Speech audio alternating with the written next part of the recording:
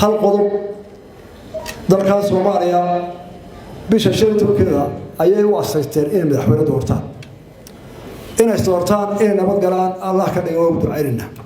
oo ay nabad u madaxweyne wadayeen laakiin waxaan hoosta ka xariiqayaa 15 markay doorteen waxay hoosta ka xariiqeen iyagu wali waxay ka hadlaan waa ka hadli doonaa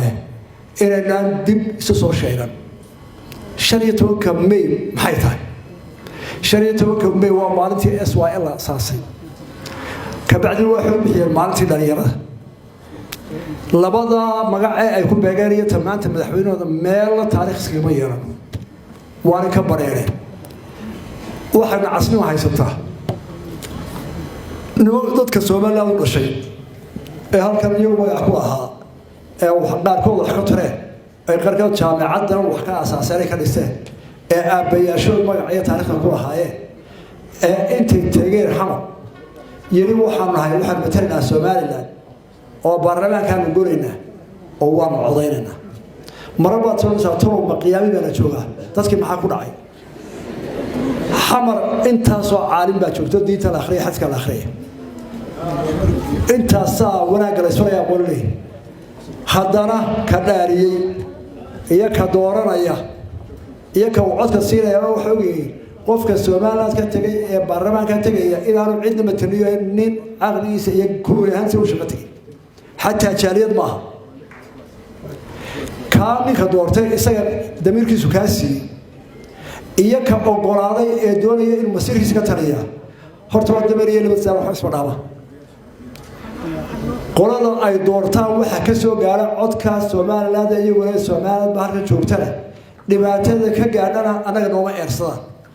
oo Soomaaliland waxa la sheegay ma yiraahdaan kuwa Soomaaliland كبدي يكون جامعة الحاري أساس كذا لها أبون تعليم تكون سوتية هاي ما تحمل أنتم كنيجي تجيب مفقاس ولا ما تنام حوالي أخذ ورنايا أنا من الغوار سجن عيب بكتاه وارد كيلو كل في قال كسوالات كل في يسوون من المسلمين أنت هذا قضاء حوار بالله مرة بعد هذه أدوم معتتي معلمينتي وزارة كلام قريب معتي تدورنا كسوق قريب قريب waxay loo balana sida uu sheegay professor Sulaiman jaamacadaha iyo iskuulada sida aynu hor isu faray waa sharci waa xeer inaad ku dartaan culumta la yiraahdo barashada wadaniyada civil education in lagu daro jaamacadaha iyo iskuulada si ay noogu soo baxaan mustaqbalka dad aqoon u leh qaranimada oo hirgelin kara dalka ka saar kara turturo ku jiraan hadal oo ku hadal bishii oo dhan $7 oo kaliya ku darso fariin kasta oo aad dirtaana waa ku bilaash haddaba si aad ugu shubato adeega kaafiye fadlan garaac xidig 8 eber 8 afargees ama xidig 2 eber 2 afargees isticmaal shabakadda ugu ballaaran geyga Soomaaliland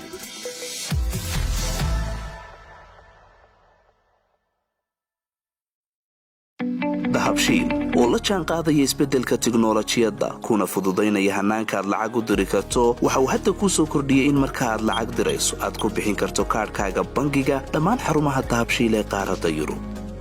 abka dahabshiil oo aad kala soo degi karto Play Store iyo App Store ayaa kuu sahlaya in meel kasta oo aad joogto aad lacagaha si fudud uga diri karto